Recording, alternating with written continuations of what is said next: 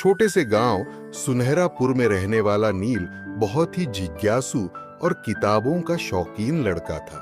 वह घंटों किताबों की दुनिया में खोया रहता था।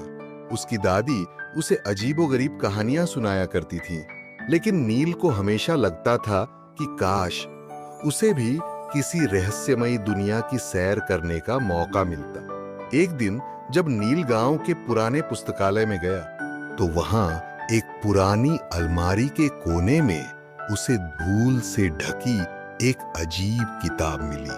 किताब के कवर पर सुनहरे अक्षरों में लिखा था, जादुई संसार की चाबी।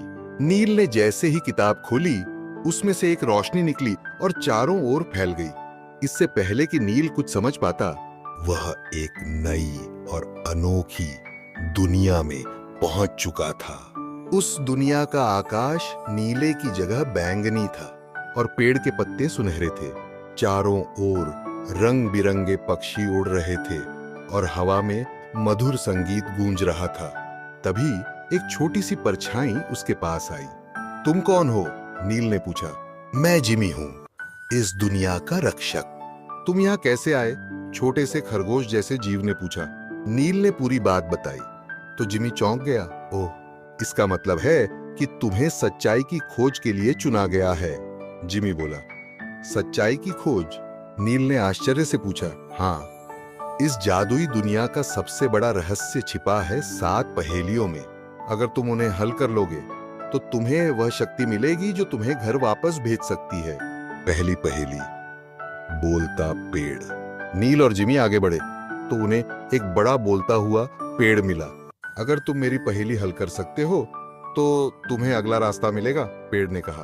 पहेली थी जिसका कोई आकार नहीं, लेकिन हर चीज को ढक सकता है। जब वह आता है तो सब सो जाते हैं। वह क्या है? नील सोचने लगा।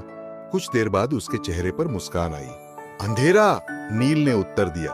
पेड़ मुस्कुराया और रास्ता खुल गया। दूसरी पहेली, झील की आत्मा। अब वे एक जादुई झील के पास पहुंचे, जहां एक जलपरी जैसी आत्मा ने उन्हें दूसरी पहेली दी। मैं बिना पंखों के उड़ती हूँ, बिना आंखों के देखती हूँ और बिना मुंह के बोलती हूँ। मैं क्या हूँ? नील ने सोचा। फिर उसने जवाब दिया, हवा। जैसे ही उसने उत्तर दिया, झील की लहरें चमक उठीं और उन्हें आगे का रास्ता दिख गया। अंतिम पहेली और घर वापसी। नील ने धीरे धीरे 7 पहेलियां हल कर ली। अब आखिरी चुनौती थी, सच्चाई का आईना। आईने ने नील से कहा, अगर तुम अपनी सबसे बड़ी ताकत पहचान लोगे तो यह किताब तुम्हें घर वापस भेज देगी। नील ने सोचा, क्या उसकी ताकत तेज दिमाग है या उसकी हिम्मत? तभी उसे याद आया कि उसकी सबसे बड़ी ताकत थी उसकी अच्छाई और सीखने की चाह। जैसे ही उसने यह स्वीकार किया, आईना चमक उठा और नील फिर से अपनी किताब के पास था। नील को समझ आ गया कि सच्चा जादू किसी दूसरी दुनिया में नहीं, बल्कि ज्ञान और अच्छाई में छिपा है। उस दिन से वह सिर्फ किताबें पढ़ता ही नहीं, बल्कि उनसे सीखी बातें अपने जीवन में अपनाने लगा। ज्ञान ही सबसे बड़ा जादू है जो हमें नई दुनिया की सैर करा सकता है। ऐसी रोचक कहानियों के लिए हमारे चैनल को like, comment, share and subscribe करना ना भूलें।